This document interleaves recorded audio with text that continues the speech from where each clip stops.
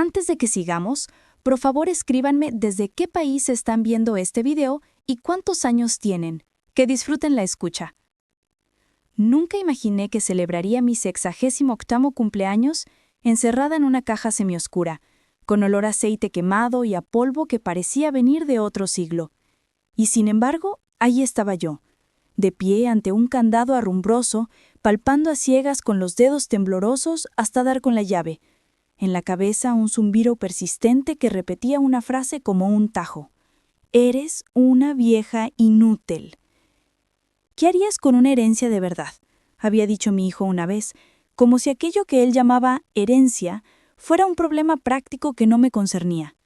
La voz de mi hijo rebotaba en las paredes de hormigón y multiplicaba su crueldad, llenando el eco con una necesidad de desaparecer. La llave encajó al fin, el metal chirrió y la puerta se dio con un lamento largo, como si también estuviera herida. La luz de mi linterna de bolsillo atravesó la oscuridad y me dejó inmóvil en el umbral. Lo que vi entonces no correspondía a lo que mi imaginación había preparado. No podía ser. ¿Era realmente eso lo que Robert había querido decir cuando en su testamento me dejó un garaje? ¿Solo un garaje después de 42 años compartidos? Permítame retroceder un paso y explicar cómo terminé con una maleta y una llave en medio de una zona industrial, al borde de la noche. Todo había comenzado esa mañana en el despacho del viejo abogado de la familia, Victor Bovich Huffman. Vestía el negro que me acompañó durante 3 semanas junto al ataúd. Mi hijo Ilya, impecable en traje, evitaba mirarme a los ojos. Victor Bovich, con sus gafas deslizadas hasta la punta de la nariz, aclaró la garganta y leyó en voz alta la última voluntad de Robert Sergeyevich Kamenev. Todo está legalmente en regla y refleja exactamente la voluntad del difunto, dijo, y ahora, recordando, me doy cuenta de que aquello fue una campanada de advertencia que no supe interpretar. Las palabras me llegaron a fragmentos. Un penthouse en Moscú City para Ilya, la cartera de inversiones principal para él, y para mí, apenas entre comillas en ese papel, un garaje box con contenido en la calle industrial 1420. La incredulidad me paralizó. Mientras Víctor Bovich pronunciaba la dirección, la expresión de Ilya se transformó por un instante. La gravedad del duelo se disolvió en una sonrisa contenida, una mano que apretó la mía con demasiada seguridad. «No te preocupes, mamá», susurró. «Yo me ocuparé de ti». No respondí. ¿Cómo responder a quien te despoja sin avergonzarse?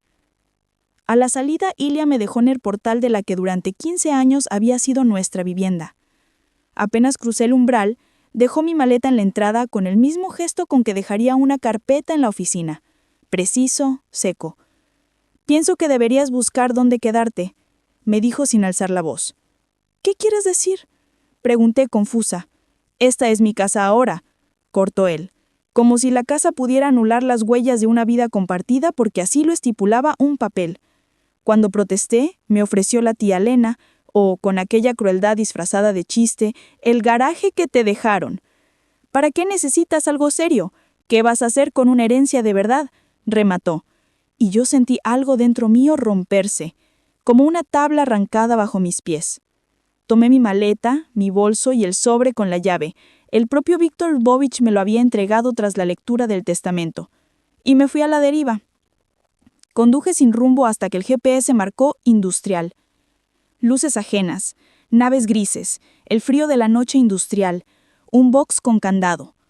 Abrí la puerta y encendí la linterna, con las manos todavía vibrando por la humillación reciente.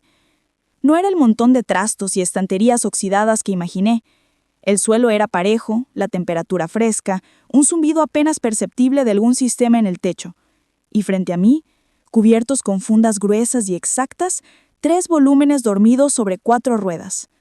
Las formas bajo las telas estaban tan pulcras, tan escogidas, que parecía que alguien las había arropado con mimo apenas unos minutos antes. Y en el extremo del box, donde primero cayó la luz de mi linterna, brilló el metal, una rejilla plateada, lisa como espejo, con la nobleza del diseño de otra época. Me quedé sin aliento. «No puede ser», murmuré para mí. «Robert, ¿qué diablos has hecho?». Robert nunca fue de grandes extravagancias. Para él un coche debía arrancar, llevarnos y no exigir gastos inútiles. Jamás habló de colecciones, de tesoros ocultos, y sin embargo allí estaba la evidencia de un secreto que él había decidido dejarme. No la casa ni el dinero, sino estas máquinas, estas reliquias que parecían esperar a ser descubiertas. Mientras respiraba aquel aire polvoriento y metálico, comprendí que aquella herencia no era el desprecio de Ilia, sino la última broma o la última generosidad de Robert, dirigida a alguien que quizás aún supiera ver la belleza donde otros solo ven despojos. Me detuve en el centro del box, aferrada a la llave tibia entre mis dedos, y por primera vez desde la mañana no escuché la voz de mi hijo rebotando en la noche. Solo quedaba el zumbido bajo el techo, el brillo de la rejilla y la sensación extraña, dolorosa y liberadora a la vez, de estar por fin en presencia de algo que podía ser mío sin condiciones. Durante 40 años de matrimonio no hubo ni una sola charla entusiasta de motores o carrocerías que yo escuchara. ¿Dónde? ¿Cuándo? ¿Cómo pasó todo eso de largo como un río oscuro que corre bajo el hielo? Me acerqué con paso cauteloso, casi reverente, como quien se aproxima a la cama de un enfermo querido. Busqué con los dedos el borde de la funda. La tela era densa, agradable al tacto, de una calidad que delataba cuidado y buen gusto. Tiré de ella y la cubierta susurró al deslizarse, soltando su secreto como si se despojara de un abrigo elegante. Ante mí apareció el coche, entero y real, como si acabara de bajar de la cadena de montaje, un Aston Martin DB5, plateado, terso como la corteza de una abedula en primavera.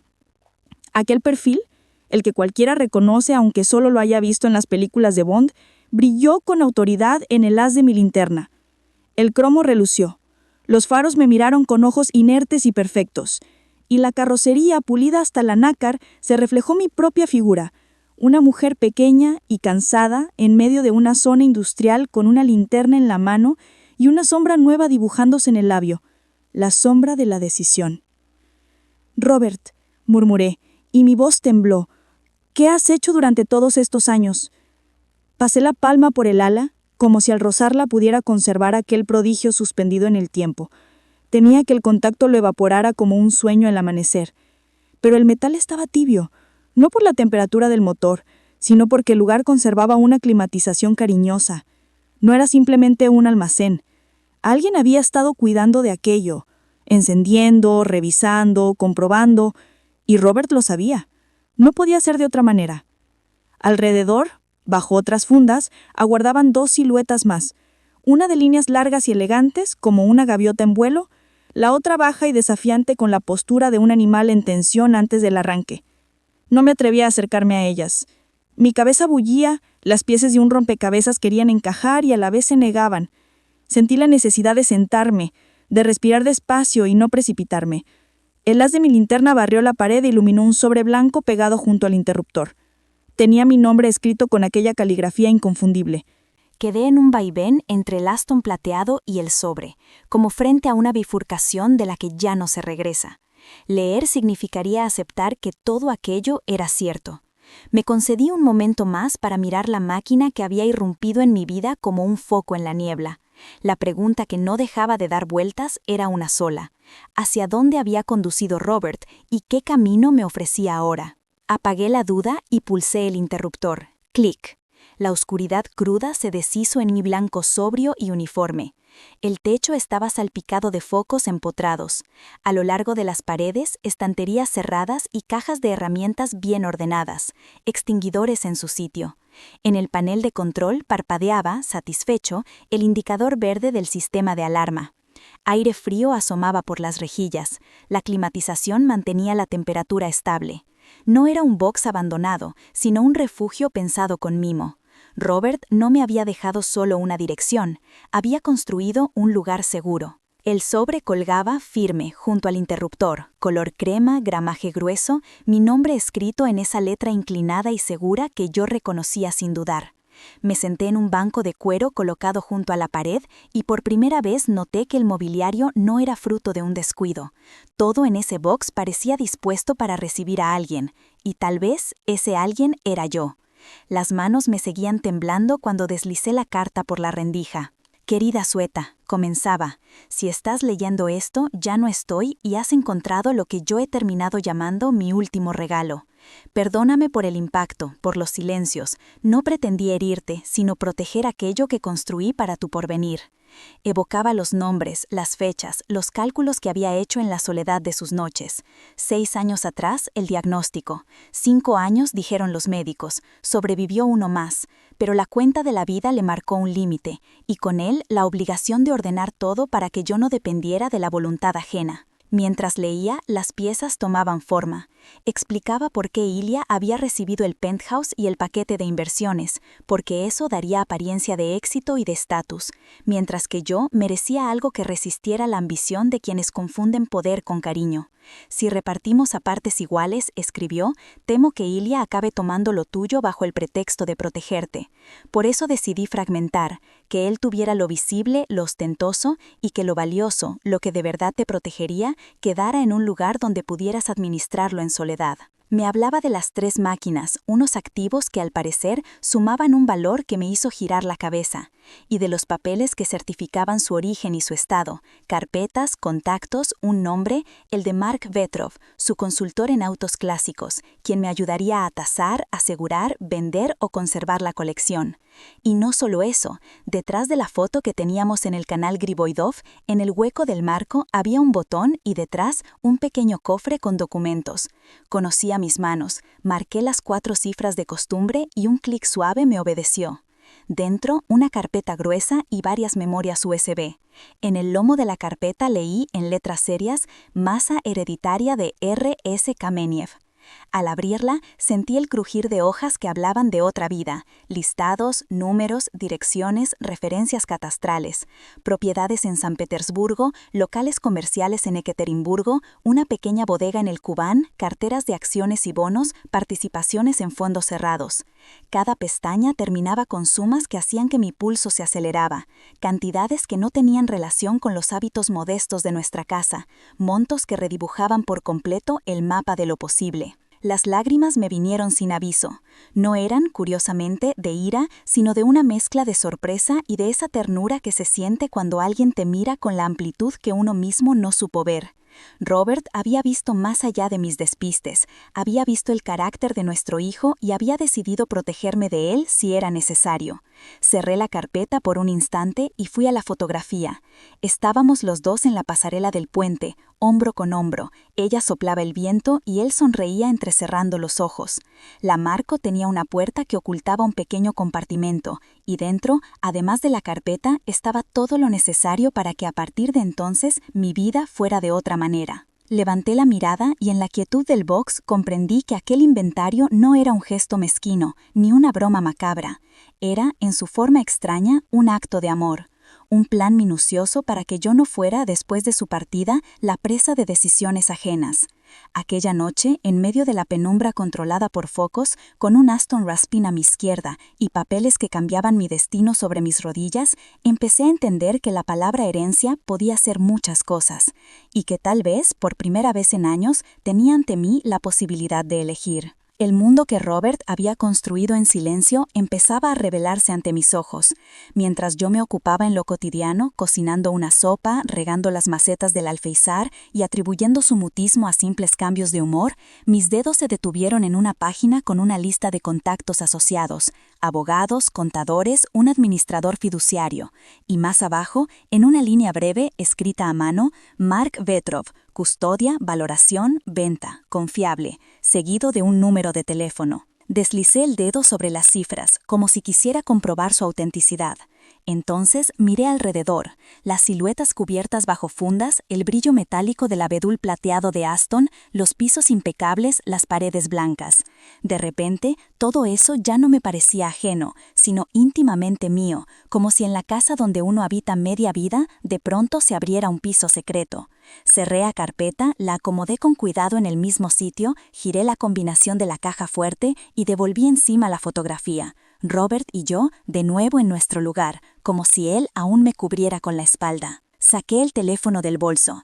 La luz del techo se reflejaba en la pantalla, y en mis oídos todavía resonaban sus palabras. «Es tu libertad». Marqué la primera cifra del número de Petrov, dudé con el dedo suspendido en el aire y colgué antes de completar. Pero al instante volví a intentarlo. Contestó en el segundo timbre. Su voz era serena, precisa, sin adornos innecesarios. Svetlana Nikolaevna, estaba esperando su llamada. Reciba mis condolencias. Gracias, Mark. Encontré el garaje, y lo que hay en él. Necesito ayuda. Puedo acercarme en un par de horas. Está bien. Colgué, y entonces vi lo que en la noche anterior solo había rozado con la mirada. Una pequeña puerta en el lateral. Tras ella, un cuarto mínimo con ducha, lavabo y un espejo intacto. Un armario contenía un albornoz nuevo, toallas y un set de aseo, todo sellado. Junto a la entrada al despacho, una mini nevera con agua y barritas energéticas, un hervidor eléctrico, un estante con vasos desechables. Y en un armario más grande, pantalones, blusas, un cardigan, todo de mi talla, aún con etiquetas. «Previsor eras, Robert», murmuré. Recién entonces comprendí. Aquel cubículo, por fuera abandonado, por dentro era refugio seguro, luminoso, con climatización y alarma, diseñado para pasar inadvertido.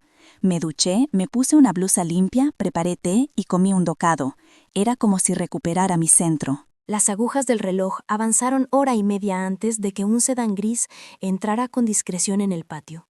Mark descendió despacio, traje ordenado, chaqueta de tweed con coderas de cuero, una carpeta bajo el brazo.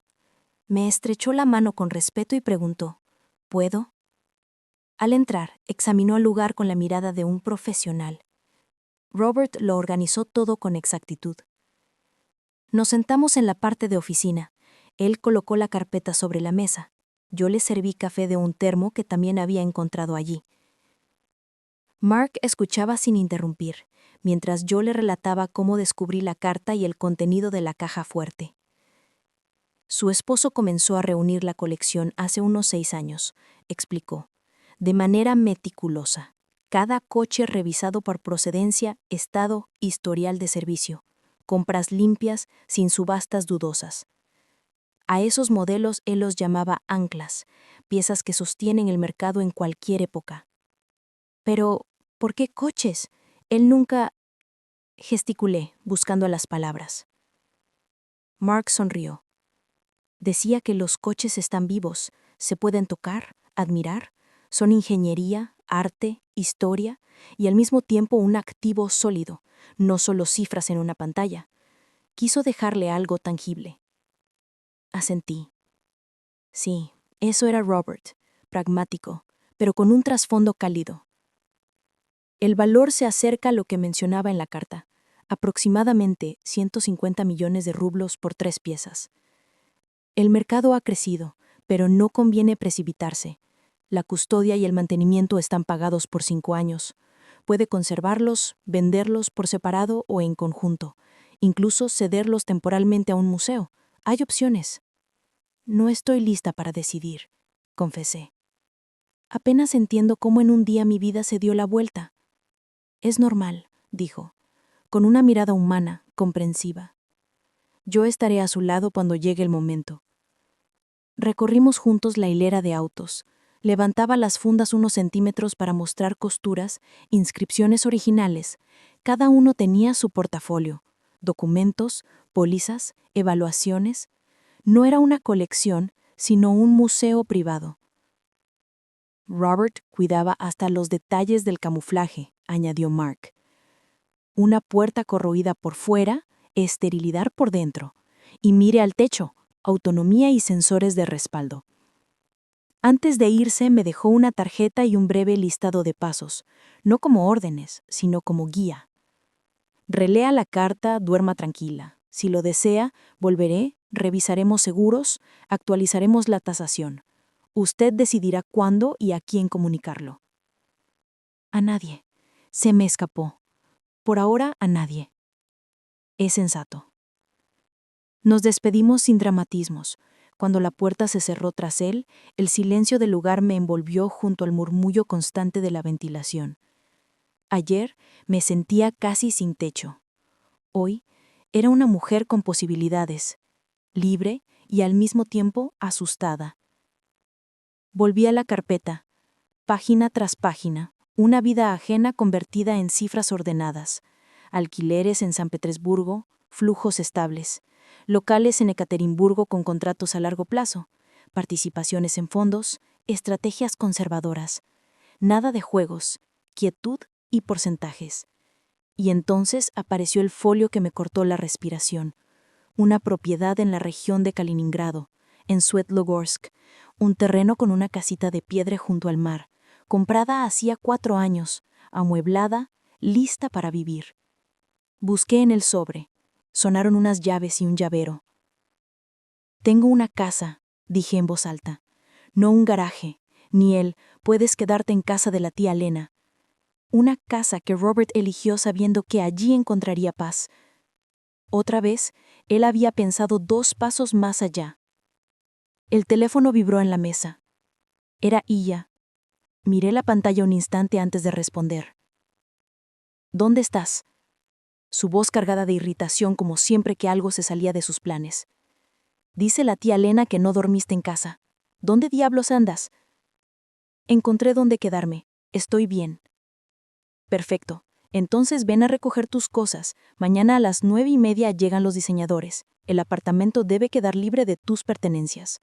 No hubo disculpa, ni una palabra sobre haberme echado anoche.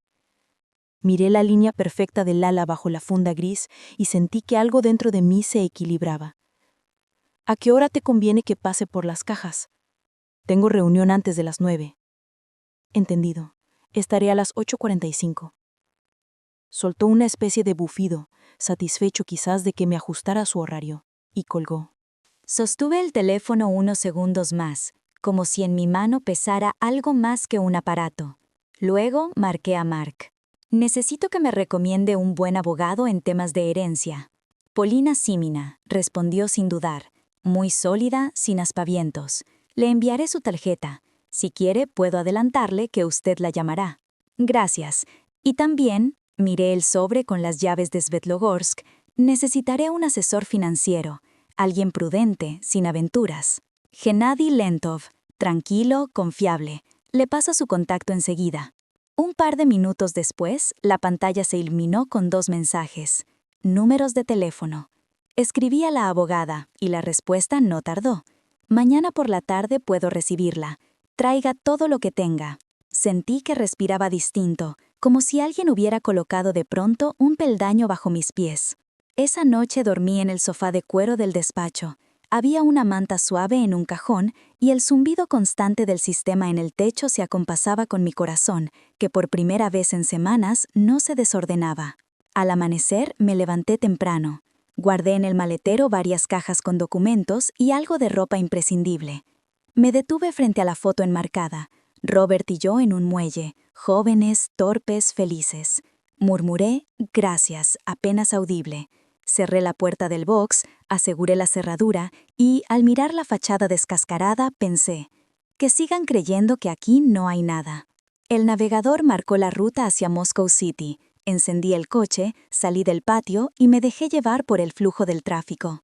Eran las 8:45. El conserje aún me recordaba, saludó con un gesto breve. El ascensor seguía siendo igual de veloz, aunque el rellano olía a yeso fresco. Ilya había dicho que estaría antes de las 9. Miré el reloj, marqué el timbre. «Estoy aquí», dije en el portero automático. Hubo un silencio corto, apenas un suspiro.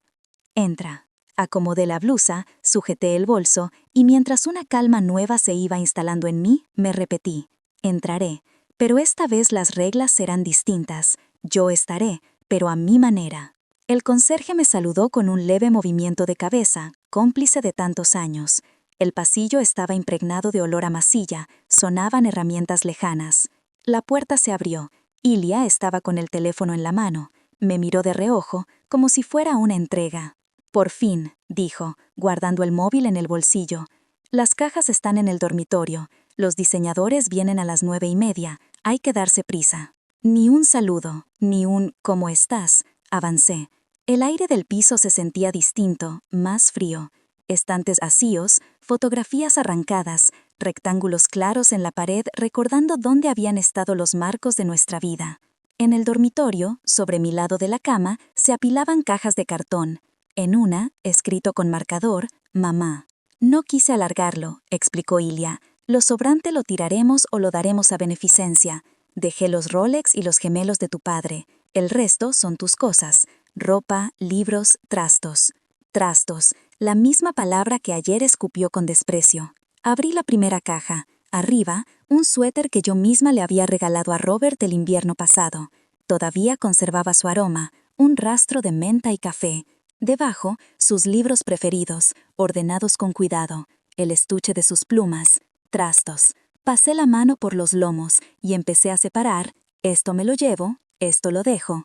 Ilia caminaba de un lado a otro como en una oficina, respondiendo mensajes, señalando con un gesto. Esto sí, esto no. No discutí. De repente lo vi claro. Discutir con él era tan inútil como gritarle a la lluvia. No escucharía. Y quizá estaba bien así. ¿Puedes apurarte?, soltó, molesto, mirando el reloj. Solo son cosas, mamá, y ni siquiera tienes dónde meterlas. Alcé la vista y por primera vez no la aparté. Sí tengo dónde, y me llevaré lo que yo decida. Él sonrió con ironía, pero no respondió. Al final salió, alegando una llamada importante, y me dejó sola. Recorrí el piso despacio, como en una despedida. En la cocina acaricié la encimera, recordando los domingos perezosos y a Robert dibujando esquemas en servilletas. En el despacho, me detuve frente al hueco vacío donde antes estaba su escritorio de caoba. Ahora lo reemplazaba una estantería de cristal, fría, impersonal, salida de un catálogo ajeno. Abrí un armario. Casi nada quedaba. Pero en un rincón, como olvidado a toda prisa, apareció su viejo maletín de cuero, el que llevaba siempre a las reuniones. La cremallera se dio con esfuerzo. Dentro había un sobre, papel claro, su letra. Si lo encuentras, Sveta. Esto es un duplicado de todo lo del garaje, por si acaso. Me senté en el borde de la cama, sosteniendo el sobre entre los dedos, sin abrirlo. Robert, como siempre, un paso por delante. Lo guardé en mi bolso con cuidado. En ese instante escuché a Ilia regresar. ¿Listo?, preguntó desde la puerta. Sí, lo demás que me lo baje el conserje. Gracias. Bajamos juntos 2 cajas hasta el ascensor. En el vestíbulo, el conserje, con esa discreta solidaridad que tanto reconforta en momentos incómodos, organizó el montacargas y ayudó a cargar las cosas en el coche. Le di las gracias, dejé una nota con mi apellido sobre las cajas restantes. Ilia, en la entrada, tecleaba en su móvil. Voy a dar otra vuelta por el piso, le dije. Quiero despedirme. 15 años son, al fin y al cabo, un tramo de vida. Su rostro se tensó un segundo. Molestia o quizá una chispa de incomodidad. Haz lo que quieras, pero cierra bien al salir. Tengo una reunión. Salió sin mirar atrás. Yo recorrí una vez más el apartamento, pero ahora sin aferrarme, sino dejándolo ir poco a poco. En el dormitorio me detuve frente a las perchas con sus camisas, aquellas pocas que por algún motivo no habían acabado en las cajas. Pasé la mano por la tela y sonreí apenas, con una melancolía tranquila. Hasta pronto, casa, susurré casi en voz baja, y cerré la puerta con cuidado. En la entrada nos ayudaron a cargar la última caja en el coche y en lugar de regresar directamente a lo que alguna vez llamé hogar, conduje hacia el despacho de Polina Semina. Su oficina no tenía nada superfluo: madera, vidrio, libros que no estaban allí para aparentar, sino porque se usaban. Me recibió en la puerta con un apretón de manos firme, la mirada clara y la voz segura, sin dulzuras innecesarias. Svetlana Nikolayevna, pase. Mis condolencias. Tome asiento y cuénteme todo con calma. Fui relatando, con un orden que me sorprendió a mí misma, el testamento, el garaje, la carta, la caja fuerte, los coches, la carpeta con registros, los contactos, los planes de Robert. También hablé de Ilia, sin exagerar ni suavizar nada, simplemente como era. Polina me escuchó con una atención que imponía respeto, formulando preguntas breves y precisas. En un momento se quitó las gafas y se recostó en su silla. «Se lo diré directamente», dijo con tono sereno. Jurídicamente su esposo lo dejó todo impecable. El testamento, la administración fiduciaria, la transferencia de derechos. Cada detalle está en regla. Cualquiera puede intentar impugnarlo, pero las probabilidades de éxito, incluso si su hijo lo intentara, son prácticamente nulas. Y el coste, tanto económico como emocional, sería enorme para él. Su tarea inmediata es otra: fijar la situación actual y, sobre todo, garantizar silencio. ¿Silencio?, repetí sorprendida. Sí, silencio, sin filtraciones, sin comentarios imprudentes. Yo me encargaré de seguros, solicitudes y notificaciones. Marcaremos un perímetro seguro. Luego usted decidirá cuándo y qué comunicar a su hijo, no por miedo, sino desde una posición de fuerza. Extendió sobre la mesa el sobre con los duplicados. Revisó rápidamente y preguntó: ¿Y la casa de Svetlogorsk? Sí, respondí. Pensaba ir a verla pronto. Por documentos está limpia, con todos los servicios conectados y sin cargas legales. Mi consejo: vaya. Será mejor vivir en un lugar donde esté protegida no solo jurídicamente, sino también emocionalmente. Asentí. La idea ya había rondado en mi cabeza. Terminamos repasando varios puntos más. Me dio una lista de pasos iniciales: cambiar las cerraduras en el box, avisar a la seguridad, ajustar discretamente los accesos de confianza, preparar un inventario sin hacer ruido. Todo concreto, sin adornos ni palabras vacías. Al salir sentí cómo justo debajo del esternón algo comenzaba a soltarme. No del todo, claro, pero sí lo suficiente para respirar mejor, como si por fin la vida hubiera desplegado un mapa, en lugar de dejarme perdida en la niebla. Ya en el coche revisé el teléfono. Un mensaje de Ilya. A los diseñadores les gusta todo. Hacemos una reforma completa. Tus viejos álbumes se los llevé a la tía Elena, ya que no los recogiste. Lo leí despacio y no contesté. No porque quisiera castigar, sino porque comprendí. No era el momento de hablar. Llamé a la aerolínea. Había un vuelo esa misma tarde a Kaliningrado. Reservé también una habitación sencilla en un hotel de Svetlogorsk frente al mar. Nada de lujos, solo una ventana, una cama limpia, silencio. Luego marqué el número de Gennady Lentov, el asesor financiero cuyo contacto me había dado Mark. Concertamos una videollamada para dentro de 2 días. Él revisaría los documentos y trazaría un plan. Antes de arrancar, repasé otra vez la lista de Polina. Todo estaba ahí: la carpeta, las memorias USB, el sobre duplicado, las llaves del box, las llaves de la casa en Svetlogorsk. Sonreí para mí misma. Casa. Esta vez la palabra pesó distinta. Real. Como una silla en la que puedes sentarte y descansar. El trayecto hasta el aeropuerto me tomó poco más de 1 hora. Moscú rugía con su acostumbrada indiferencia, como si nada pudiera interrumpir su ritmo. Y esa indiferencia, curiosamente, me resultó consoladora. El mundo seguía su curso, y yo el mío. En el parqueo, apagué el motor, me puse la chaqueta, revisé los documentos y cerré el coche. Entonces un nuevo mensaje iluminó la pantalla. Ilya. Por instinto extendí la mano, pero me detuve antes de leerlo. En la terminal, el teléfono volvió a vibrar. Esta vez lo guardé en el bolso.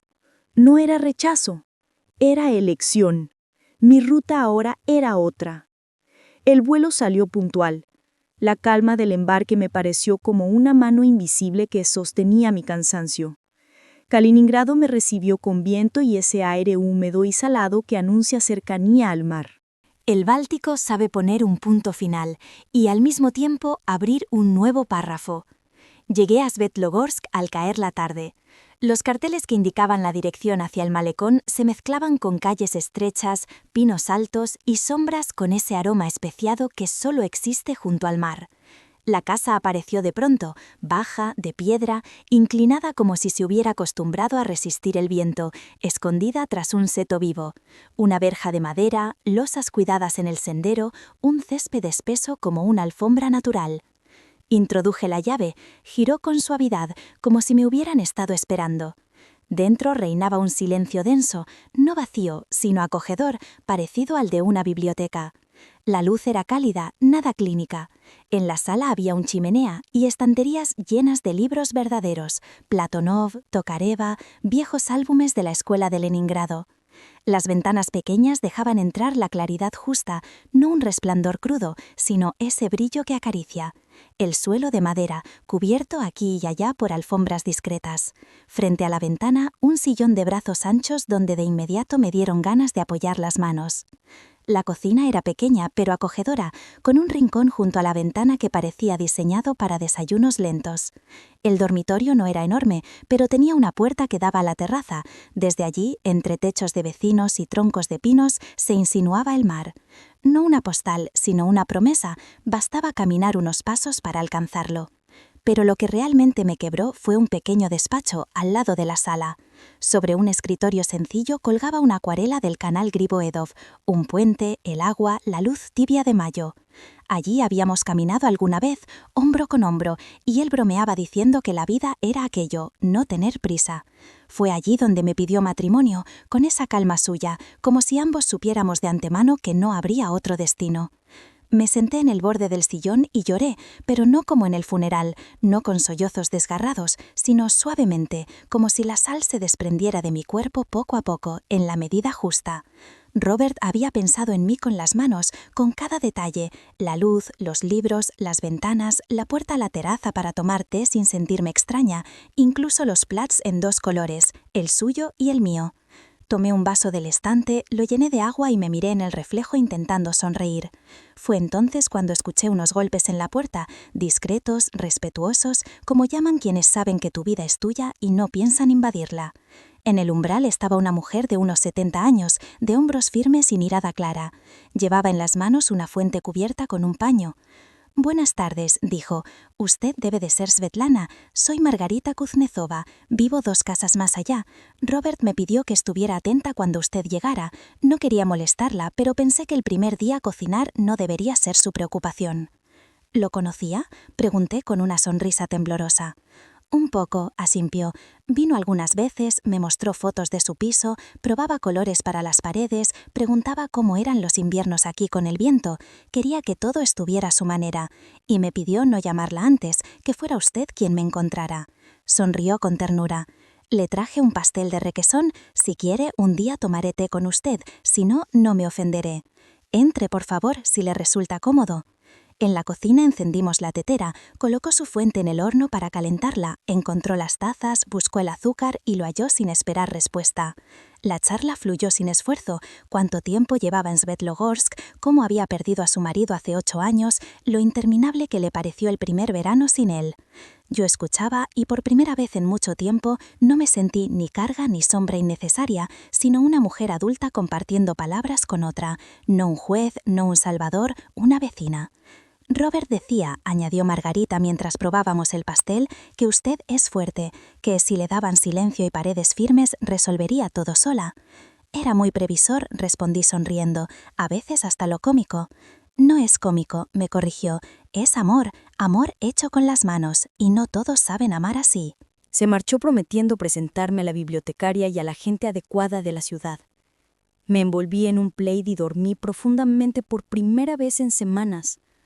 Solo me despertaba el rumor lejano del mar, grave como el latido de la casa. Al amanecer, recorrí las habitaciones ya con calma, no como invitada, sino como dueña. En el escritorio encontré una carpeta con la palabra «práctica». Números de teléfono de un terapeuta y un cardiólogo en Kaliningrado, de un fontanero, de un electricista, de un servicio de limpieza.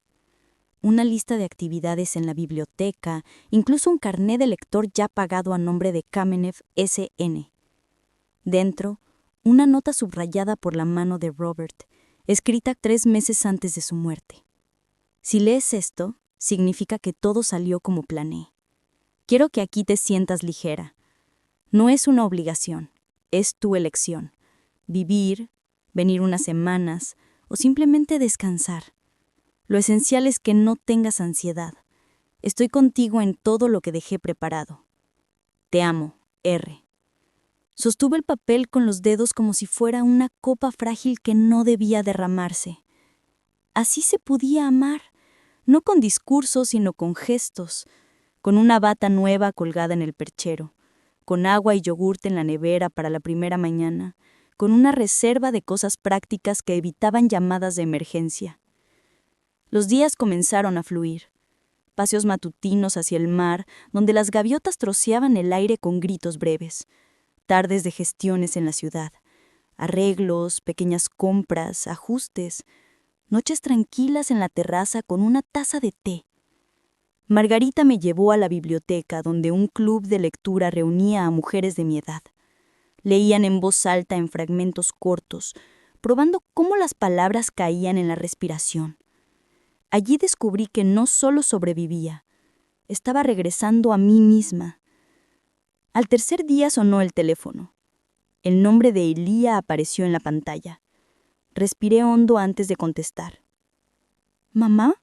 ¿Dónde estás? La tía Elena dice que nunca estabas para él y Rita que tampoco estás para mí. ¿Dónde diablos te metiste?» «Estoy bien, Elía», respondí serena. Solo necesitaba una pausa. «¿Qué significa una pausa?» Su voz se tiñó de irritación. «No puedes desaparecer así». «Sí puedo», dije bajito. «Tengo derecho. Si es por asuntos de negocios, dime lo que necesitas». Hubo un silencio breve, como si evaluara su estrategia. Encontré carpetas del padre, reuniones con asesores, notas sobre activos futuros, nombres que no conozco. ¿Tú sabías algo de esto? Puede haber propiedades o cuentas que no aparecieron en la lectura del testamento. El corazón me dio un salto, pero contuve la voz. De las finanzas se ocupaba tu padre. Lo que estaba en el testamento ya fue presentado por Víctor Libovich. El resto lo tienen los abogados. Genial, replicó con sarcasmo. Así que no sabes nada ni tampoco quieres saber. ¿Cuándo vuelves? Necesitamos hablarlo en persona. Tengo obras y reuniones, pero podríamos vernos en algún momento. No lo sé, respondí con sinceridad. Necesito tiempo. Estoy disponible, pero no ahora. Mamá, su voz se endureció, subiendo un tono. Esto no es serio. Te comportas de forma extraña desde la lectura del testamento. Te fuiste sin avisar a nadie, ahora te niegas a decir dónde estás. La gente empieza a preguntar, ¿entiendes que no queda bien? Sonreí apenas, no con ironía, sino con esa sonrisa que aparece cuando reconoces una vieja costumbre repetida demasiadas veces. Que pregunten, contesté tranquila. Ya no vivo para el que quede bonito de los demás. Que tengas un buen día, Elía. Te llamaré cuando esté lista para hablar en serio. Eso no es una respuesta, soltó él antes de que yo cortara la llamada. Me quedé en la terraza, con la taza de té calentándome las manos. El viento del mar hacía volar las páginas de un periódico local que Margarita había dejado sobre la mesa. Horarios de conciertos, una exposición de cerámica, el anuncio de una feria. El mundo seguía su curso con calma, y yo sentí, de pronto, que por primera vez no corría tras un tren en marcha, sino que estaba de pie en mi propio andén eligiendo la dirección del viaje. Pensé en la carta de Robert. Si sus palabras eran ciertas, hablaban de justicia, de verdad sin adornos. Y recordé al otro Elía, al niño que reía cuando nos lanzábamos en cartón por las escaleras en pleno invierno. Ese Elía aún vivía en alguna parte, quizá escondido, pero vivo, aunque quien me hablaba ahora era un hombre preocupado más por las apariencias que por la esencia. El teléfono volvió a encenderse. Esta vez no era él, sino Polina Semina. ¿Cómo ha llegado? Si lo desea, puedo organizar el cambio de cerraduras en el garaje y una revisión discreta con la seguridad. Le respondí. Sí, hágalo por favor, y gracias. Cerré el chat y me quedé mirando largo rato la franja azul del mar entre los pinos. Me envolvió una paz extraña, una certeza que no había sentido en mucho tiempo. Ahora tenía derecho a esperar, a observar, a comprobar. No estaba obligada a responder de inmediato. No debía justificarme. Podía simplemente ver cómo otra persona elegía sus pasos. Terminé el té justo cuando escuché el chasquido de la verja del vecino. Margarita regresaba del mercado. Pensaba invitarla a dar un paseo al atardecer cuando una punzada leve, una alarma casi invisible, me recorrió por dentro. Así se siente una madre cuando conoce a su hijo mejor que él mismo. Ilia no era de los que dejan preguntas sin resolver. Lo que no sabía entonces era que alguien ya había empezado a buscar esas respuestas en su lugar, y que, una tarde, un coche demasiado caro se detendría frente a mi casa junto al mar.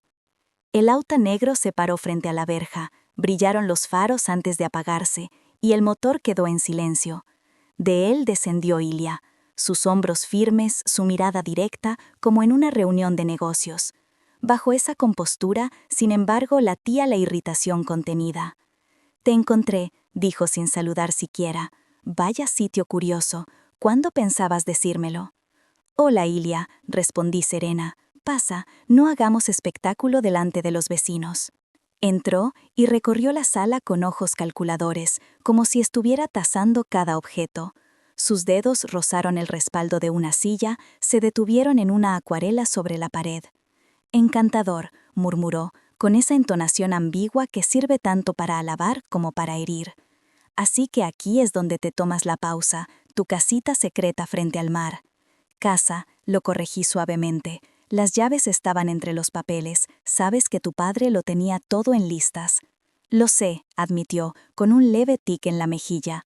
«Cuando desapareciste contraté a un detective. Formalmente era preocupación por una madre mayor con signos de desorientación tras la pérdida. Seguro que no te molesta que me preocupe». Puse agua en el hervidor, saqué 2 tazas. Sus palabras eran lisas, pero bajo ellas se escondía la arista del reproche. «La preocupación suena de otra forma», le dije. «Esto se parece más a una inspección». «Las inspecciones son necesarias cuando un adulto empieza a comportarse como un adolescente», respondió, apoyándose en el marco de la puerta. «Por cierto, otra cosa, pasé por la nave industrial. La puerta cerrada, sí, pero las ventanas, basta con limpiar el polvo con la mano para ver que dentro hay coches, viejos, raros y, según mis fuentes, nada baratos». Guardé silencio mientras servía el té. Dentro de mí todo se aquietaba, como la calma antes de la primera nevada. «¿Qué es lo que quieres, Ilia?», pregunté al fin. «Concretamente, la verdad», contestó rápido. «¿Lo sabías? ¿Tú y papá prepararon todo esto a mis espaldas? Casa, garaje, papeles. ¿Qué es esto? ¿Una obra de teatro? ¿Un penthouse para mí? ¿Un garaje para ti? ¿Y en el garaje un museo que vale cientos de millones?» «Me enteré después de su muerte», dije despacio, y necesitaba tiempo para entender qué significaba. «No me diste ese tiempo», cortó él, con una sonrisa seca sin alegría. «Yo no estaba en mi mejor momento, vale, pero podías al menos haber dicho a dónde ibas o qué tenías en las manos». «No estaba obligada a dar informes a nadie», respondí con calma, «especialmente después de que me sacaras de casa una noche sin opción alguna». Apretó los labios, apartó la mirada. «De acuerdo», dijo al cabo, más controlado. «Si todo es como dices, ¿qué garantía tengo de que no me dejarás fuera de lo que me corresponde? El penthouse es bonito, sí, pero implica gastos, deudas de reforma, compromisos. Y, en cuanto a liquidez, resulta que no hay tanto, todo está en estructuras a las que no puedo acceder de inmediato. Tú, en cambio, tienes esos autos, activos de los que el abogado, curiosamente, no habló en la lectura». El hervidor silbó, serví el agua, puse azúcar y limón sobre la mesa. Él se sentó, pero no tocó la taza. «Hablas de tu parte como si te hubieran negado algo», dije baja, firme, «y en realidad recibiste muchísimo. Tu padre repartió como creyó justo, fue su voluntad, y legalmente todo está impecable». «Voluntad», repitió con un tono áspero. «Qué palabra tan cómoda para justificar una manipulación. Te estaba probando, igual que tú ahora».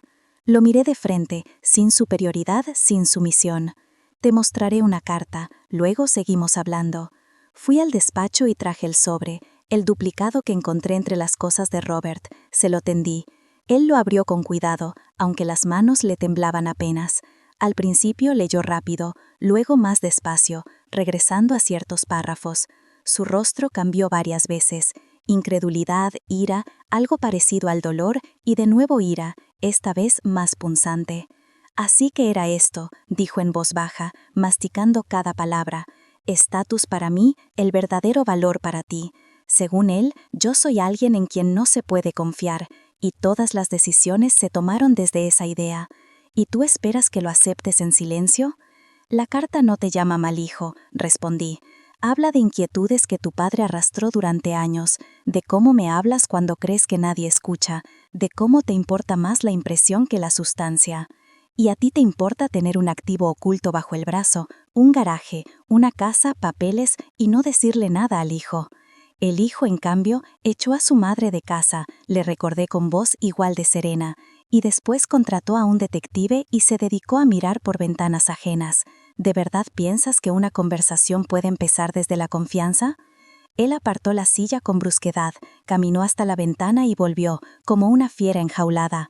Bien, supongamos que todo lo planeó para protegerte, y después tú te quedas con todo y yo aprender a sobrevivir. Él sonrió con una mueca amarga, demasiado joven para tanta rabia acumulada.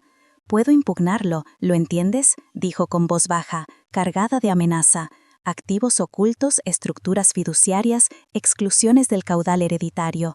Todo esto huele a un intento de burlar la ley. «Huele solo a tu irritación», respondí tranquila. «Jurídicamente todo está en orden. La herencia se estructuró de manera impecable. Cualquier abogado sensato te lo confirmará. Y créeme, tu padre trabajaba solo con los mejores». Guardó silencio un instante, volvió a sentarse y por fin probó el té, como si en aquella taza pudiera encontrar el argumento que le faltaba. «Entonces hagámoslo de otra manera», propuso, cambiando de tono, menos áspero, más calculador. «No hablo de quedármelo todo, sino de algo justo. Reconoce que soy su hijo, que me corresponde más que una vitrina de vidrio y cemento. Podemos repartir los coches, vender una parte, llegar a un acuerdo». «No», lo interrumpí con suavidad, pero firme. «No vamos a regatear como en un mercado. No pienso revisar las decisiones de tu padre. Él no las tomó a la ligera, ni mucho menos en un arrebato». «Así que me mantienes con la correa corta», se encendió de nuevo. «Eres tú quien decide si soy digno o no, como una maestra que reparte aprobados y suspensos». «Como la mujer en la que él confió», lo corregí. En su carta lo dejó claro, si su hijo demuestra ser digno, yo tendría la opción de decidir. No elimino esa posibilidad, pero tampoco la garantizo de antemano. Aquí no hay privilegios automáticos por la sangre. Hay actos, relaciones, responsabilidad. Él me sostuvo la mirada largo rato, sin pestañear, como cuando era niño y creía que podía doblegarme con pura resistencia. La primera aún ganaba. «Muy bien, mamá», dijo con frialdad. «Esto no ha terminado. Hablaré con mis abogados y, si descubro que no es tan inútil como aseguras, actuaré de otra forma. No voy a quedarme mirando cómo me borran de una familia que yo también construí». Lo llamé justo cuando ya estaba en la puerta. «Antes de hacer esas llamadas, pregúntate una sola cosa. ¿Y si tu padre tenía razón?». Se detuvo como si hubiera pisado un filo. Me lanzó una mirada dura. «Guárdate tus sermones, ya he escuchado demasiados». La puerta se cerró sin estrépito, pero el aire de la casa tembló. Me quedé frente a la mesa hasta que el té se enfrió, con la carta entre las manos, ese papel delgado que ahora pesaba como un manifiesto. El teléfono, olvidado en el alféizar, parpadeó con un aviso, un número desconocido, un mensaje breve. «Svetlana Nikolayevna, mi nombre es Diana Romanenko, soy asistente de Ilya Robertovich, necesitamos hablar, con urgencia». Lo leí despacio y contesté con pocas palabras. «No hay nada que decir por ahora, estoy en contacto con mis abogados». El tiempo, entonces, se alargó como una cuerda tensa. Pasaron 3 meses. El otoño llegó a Svetlogorsk con brumas matinales, los pinos se oscurecieron, el mar rugía más grave. Yo ya tenía mi rutina, la casa, el mar, la biblioteca, llamadas regulares con Polina Semina y Gennady Lentov. Con Ilya, en cambio, la comunicación era seca, reducida a escaneos y copias. Recibido, sin mamá, ¿cómo estás? Un día, un coche se detuvo frente al portón. De él bajó Diana Romanenko, alta, impecable, un maletín bajo el brazo y el rostro cordial, aunque ensombrecido por la urgencia. «Svetlana Nikolayevna», se presentó con voz medida. «Soy la asistente de Ilya. ¿Podemos hablar un momento?». Entramos en la cocina. Yo puse el hervidor en marcha. Ella abrió su carpeta con gesto preciso. «Seré franca», dijo. «Ilia atraviesa serias dificultades. La reforma del ático se ha desbordado del presupuesto. Han aparecido problemas en las instalaciones, agua, ventilación, electricidad. El banco exige pagos, pero casi no queda liquidez. Y al mismo tiempo, su principal proyecto inmobiliario se vino abajo tras la inspección medioambiental. Los inversores se retiraron. Ahora se acumulan las demandas de los contratistas. El banco amenaza con ejecutar la hipoteca». Asentí, no con alivio, sino porque el rompecabezas encajaba justo como Robert lo había anticipado en su carta. «Él necesita ayuda», añadió Diana, buscándome los ojos. «Me pidió hablar con usted. Le cuesta mucho llamarla directamente. En pocas palabras, se trata de cubrir ese agujero financiero y evitar que pierda el ático». «Entiendo», respondí con calma. «Dígale que lo he escuchado, pero necesito pensarlo. No daré promesas en este instante». «El tiempo juega en contra», insistió suavemente. «El banco maneja plazos estrictos». «Yo también», dije. «Recuérdele que no me niego, solo necesito un día». Al día siguiente viajé a Moscú sin avisar. Quería verlo con mis propios ojos. El conserje me reconoció enseguida. El ascensor me subió como si la costumbre aún me perteneciera. La puerta estaba entornada. Dentro, el lujo prometido se había desvanecido. El apartamento era puro esqueleto, entrañas a la vista. Hormigón desnudo, tuberías oxidadas, cables colgando, olor a humedad y polvo. Mármoles caros y griferías aún en cajas, ya melladas en las esquinas.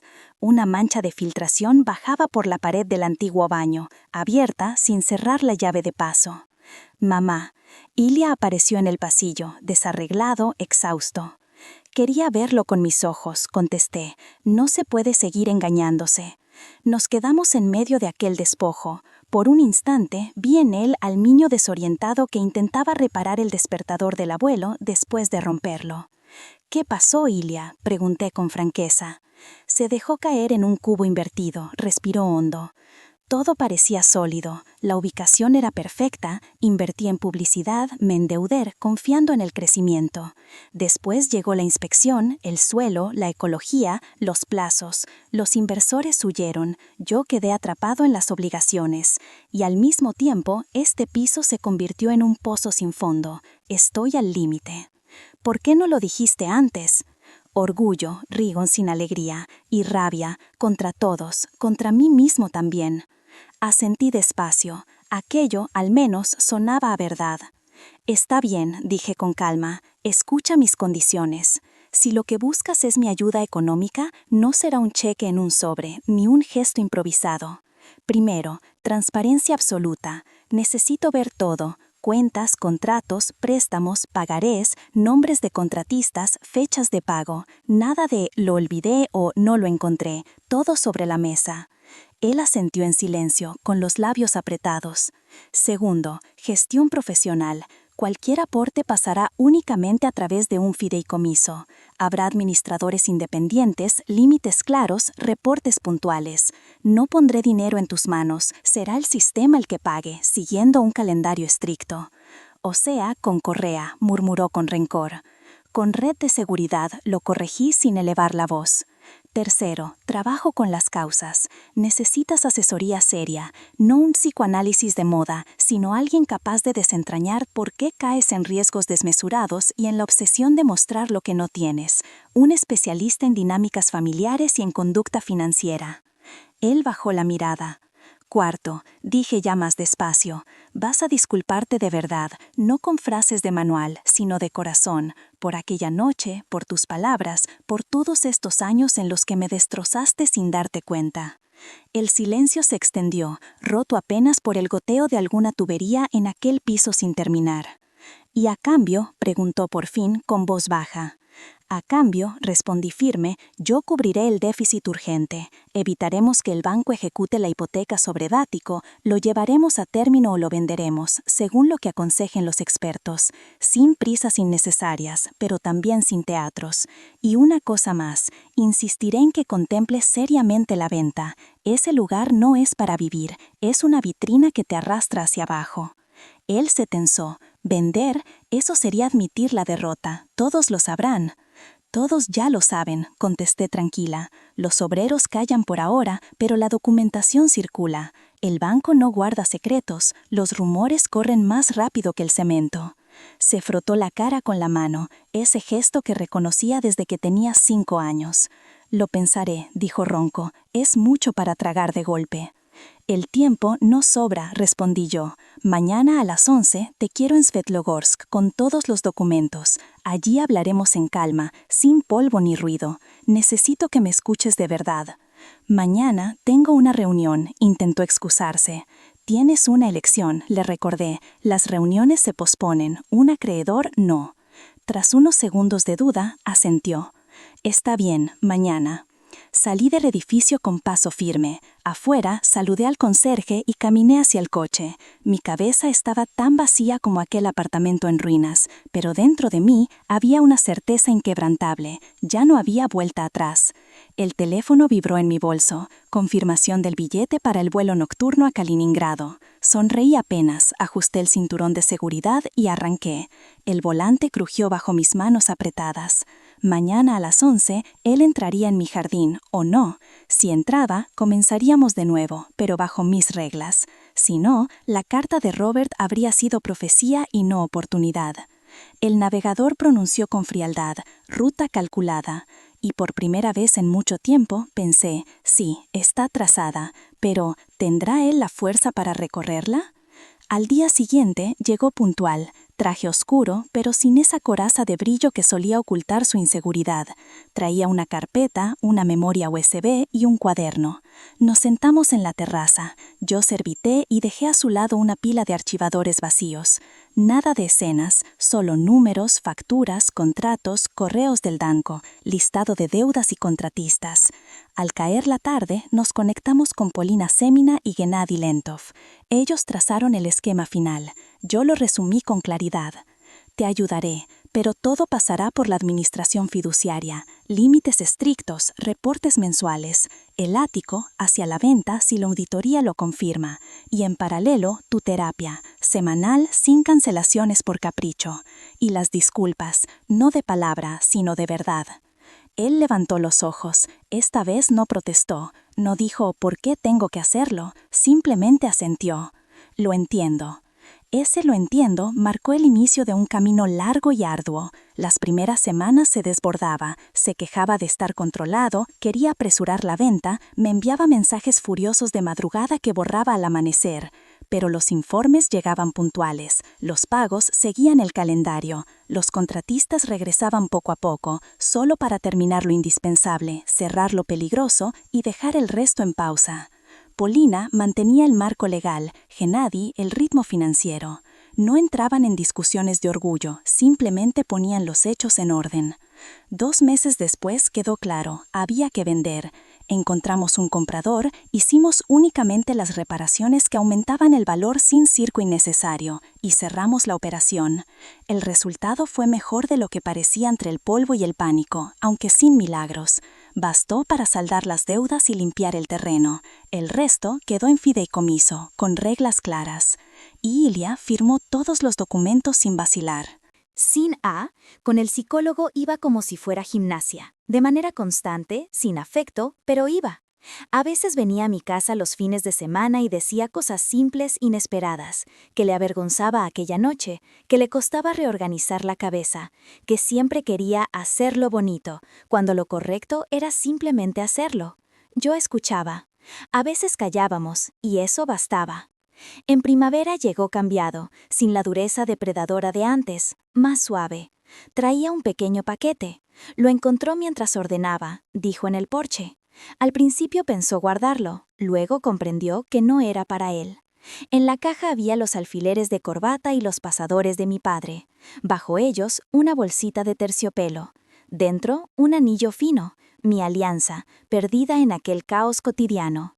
Y un sobre pequeño, con una nota corta escrita con una letra familiar por sus 45 años. Dentro, una frase de tarjeta sin pompa y un recibo del taller, de unas semanas antes de su última hospitalización. Ilya sacó de su bolsillo una cajita diminuta. «Lo encargué», dijo. Abrí y dentro estaba un aro delicado de zafiros y pequeños diamantes. Sin palabras, lo coloqué junto al sencillo anillo de oro.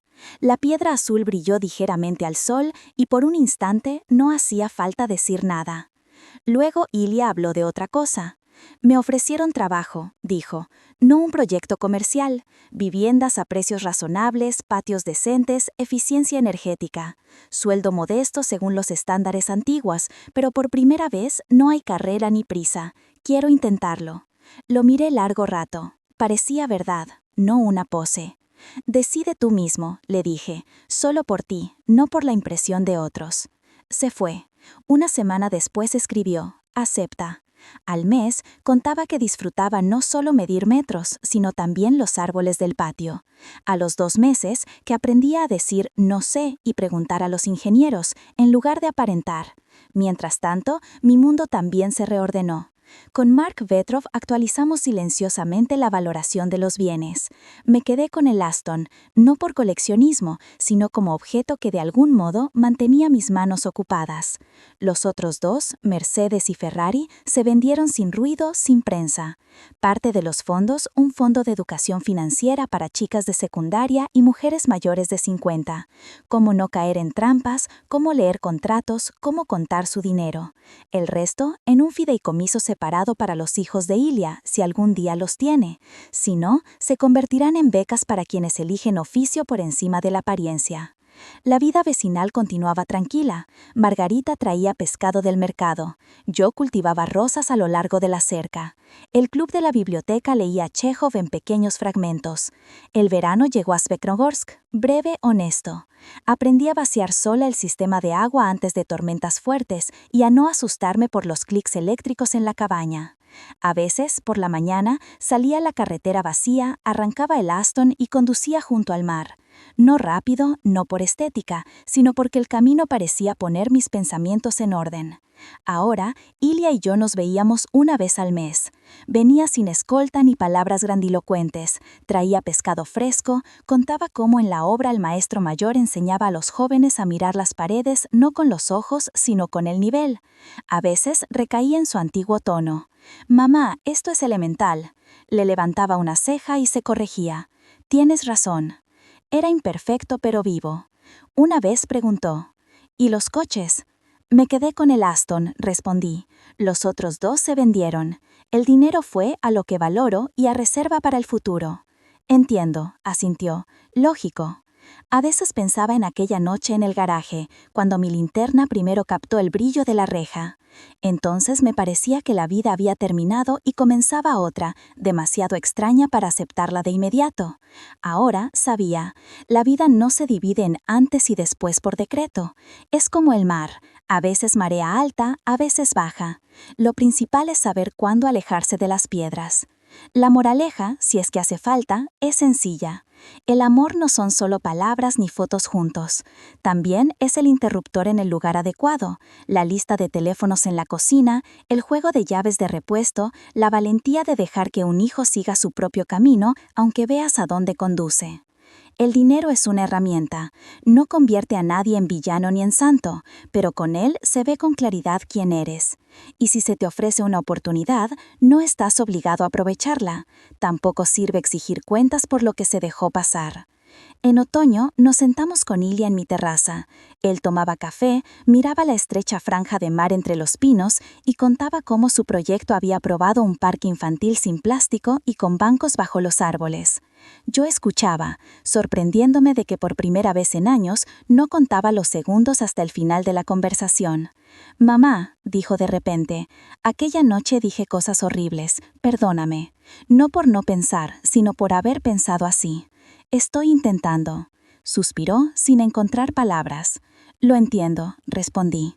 «Yo tampoco siempre fui honesta contigo. Aborrano a veces los bordes, y eso te negaba cierta madurez. Ahora es diferente». Guardamos silencio. Luego se levantó, me dio un beso en la coronilla, como en la infancia, y se dirigió al coche. En la verja se volvió. «Gracias por no dejarme y por no arrepentirte. Cuídate», dije, «y revisa los presupuestos, siempre». Se sonrió, asintió y se marchó. Recogí las tazas, recorrí la casa y cerré las ventanas.